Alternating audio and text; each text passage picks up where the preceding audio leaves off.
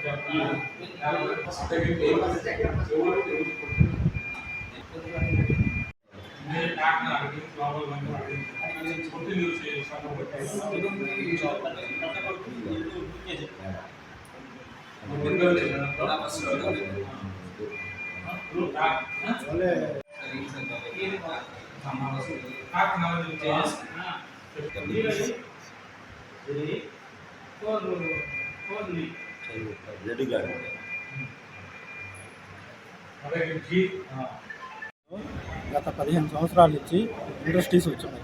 దాంట్లో పేద సాదా ప్రతి ఒక్కరూ ఏదో చిన్న చిన్న ట్రాక్టర్లు కొనుక్కొని దాంట్లో ఏదో నీళ్ళని ఏదో లోపల చిన్న చిన్న వర్కలు చేసుకుంటా గ్రామస్తులందరూ బతకతా ఉన్నారు. ఈ గురుమూర్తి అనే అతను ఎస్సీ క్యాండిడేట్లని 4-5 మందిని వేసుకొని కంపెనీల మీద పోయేది, దౌర్జన్యాలు చేసేది, దాంట్లోకి ఎవరిని రానియకుండా అడ్డగించుకునేది, దాంట్లోకి వెళ్ళినోళ్ళని ఇదే విధంగా నన్ను కానీ ప్రతి ఒక్కరిని కొట్టేది, ఇదే పనులు చేస్తా. అదేమన్నా మా బోటలు ఏమన్నా మాట్లాడితే ఆ ఎస్సీ క్యాండిడేట్లు ద్వారా అట్రాసిటీ కేసులు కట్టించేది, ఇదే పనులు చేస్తా. మమ్మల్ని ఇదే విధంగా ప్రతి సంవత్సరం ఏ గవర్నమెంట్ వస్తే ఆ గవర్నమెంట్లో మారేది, ఆ గవర్నమెంట్లో నుంచి వాళ్ళని ఇది చేసుకునేది.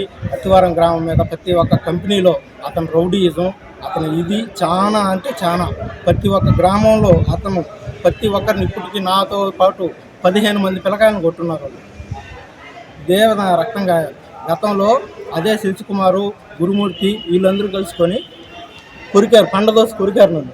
కంపెనీలో ట్రాక్టర్ దోలుకునేదానికి పోయిన దానికి ట్రాక్టర్ దోలుకుంటే వచ్చి కొట్టి పడదోసి ఈ విధంగా కురికి నానా గాబరి చేశారు.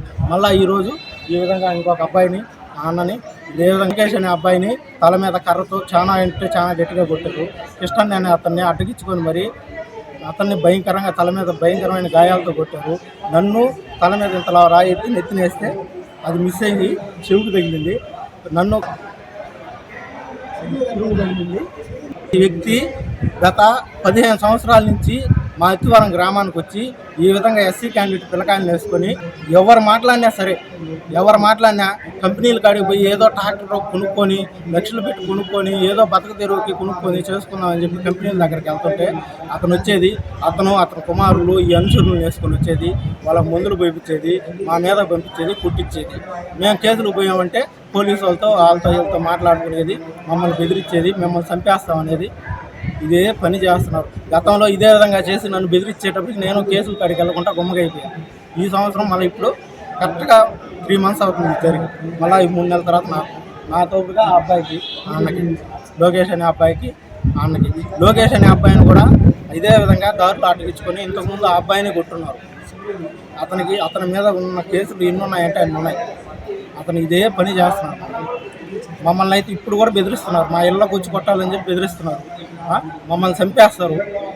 మమ్మల్ని చంపే గవర్నమెంట్ కానీ ఈ అధికారులు కానీ ఎవరు కూడా పట్టించుకోరు.